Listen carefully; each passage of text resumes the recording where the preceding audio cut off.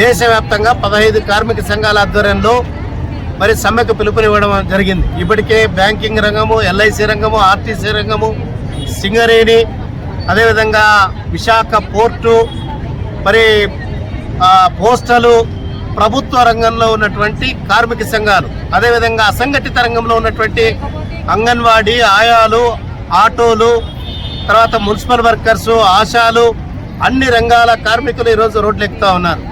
దీనికి ప్రధానమైనటువంటి కారణం 11వ సంవత్సరం పరిపాలన కొనసాగిస్తున్నటువంటి నరేంద్ర మోడీ ఇప్పటికే దేశవ్యాప్తంగా అనేకమైనటువంటి కార్మిక హక్కులను కాలరాశాడు. బ్రిటిషర్స్తో పోరాడి సాధించుకున్నటువంటి దాదాపు 44 చట్టాలను మరి ఆయన అన్ని కూడా పాతరేసి 4 కోడ్లుగా మార్చాడు. యాజమాన్యాలకు అనుకూలంగా, కార్మికులకు వ్యతిరేకంగా ఈ చట్టాలు రూపొందిస్తూ ఉన్నారు.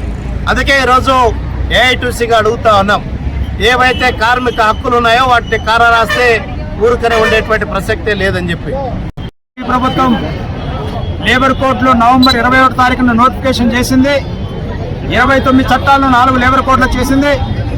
దీనికి వ్యతిరేకంగా దేశవ్యాప్తంగా ఈరోజు దేశం మొత్తం మీద అన్ని రాష్ట్రాల్లో ప్రదర్శనలు, ర్యాలీలు, నిరసన కార్యక్రమాలు. మోడీ ఈ శబ్దం వినైనా మరి వెనక్కి తీసుకోవాలా, లేకపోతే భవిష్యత్తులో పెద్ద ఎత్తున ఉద్యమిస్తాం.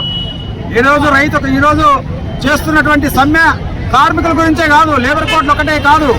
8 గంటల నుంచి 12 గంటలు పనిచేశాడు, దాంట్లో చేర్పులు చేశాడు. ప్రభుత్వ రంగాన్ని ప్రైవేట్ పరం చేస్తున్నారు, అదానికి అంబానీకి ఒప్పచెప్తున్నాడు. రెండో వైపున అమెరికా వాడికి ఈరోజు అధ్యక్షుడికి మోకరిల్లుతున్నాడు. దేశవ్యాప్తంగా కూడా ప్రభుత్వ రంగాన్ని ప్రైవేట్ పరం, ఇప్పటికే రైల్వేలు ప్రైవేట్ పరం చేశారు. బ్యాంకుల ప్రైవేటీకరణ ఆపాలని ఈరోజు ప్రధానంగా అదేవిధంగా రైతులకు గిట్టుబాటు ధర కల్పించాలని, ఈరోజు విత్తన సవరణ చట్టం రద్దు చేయాలని, ఈరోజు స్మార్ట్ మీటర్లు రద్దు చేయాలని, 2025 విద్యుత్ సవరణ చట్టం రద్దు చేయాలని, ఉపాధి హామీ చట్టాన్ని యథావిధిగా మన కరువు ప్రాంతాల్లో అంతో ఇంతో పేదవాళ్లకు ఉపాధి కల్పిస్తున్న చట్టాన్ని కూడా నిర్వీర్యం చేసే పద్ధతిలో చట్ట సవరణ చేశారు. దాన్ని పునరుద్ధరించాలని దేశవ్యాప్తంగా జరుగుతుంది. ఈరోజు కదిరి పట్టణంలో కూడా